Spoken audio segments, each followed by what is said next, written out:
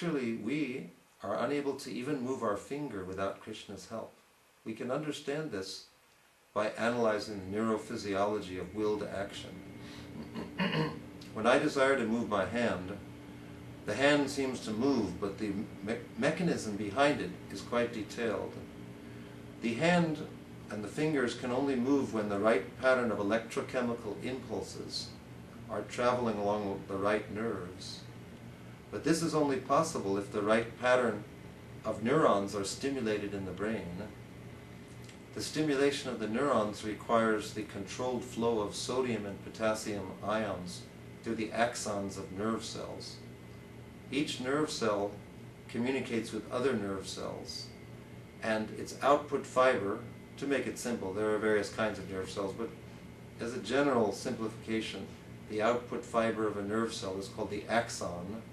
You can imagine the nerve cell is like a blob, and it has a hose-like extension, which we'll call the axon, which is its output fiber or mechanism for transmitting information to other nerve cells. So on one side of the nerve cell there are inputs, and the other side there's the output called the axon.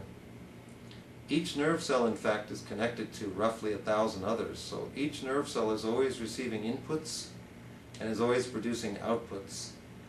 And the output depends on the controlled and coordinated flow of sodium and potassium ions through voltage-controlled gates within these axons or output fibers. So in order for your hand to move, these sodium and potassium ions have to move in the right fashion through the right axons in the brain. The brain consists of billions of nerve cells which are connected to each other in complex patterns. For example, the primary visual cortex, which interestingly enough is in the rear portion of the brain, has 200 million neurons, just the primary visual cortex.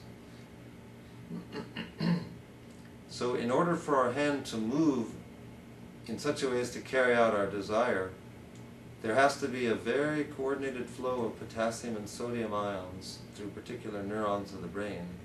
And none of us know which neurons should be stimulated. None of us would be able to push the sodium and potassium ions through the axons in just the way required to move our hand as we desire. Even the most expert neurophysiologist doesn't know exactly which electrochemical phenomena need to be stimulated in order to satisfy the desire of moving his hand. And moreover, when he was 4 or 5 years old, before he even heard of neurons, his hand was moving in accordance with his will. So this indicates that there's some other entity beyond us that actually translates our desire to move into the actual physical motion of our hand and body. This entity is called Paramatma. That's Krishna's expansion within each one of us for helping us to satisfy our desires in this material world. Even to carry out the simplest functions in the material, we are entirely and totally dependent on God at every moment.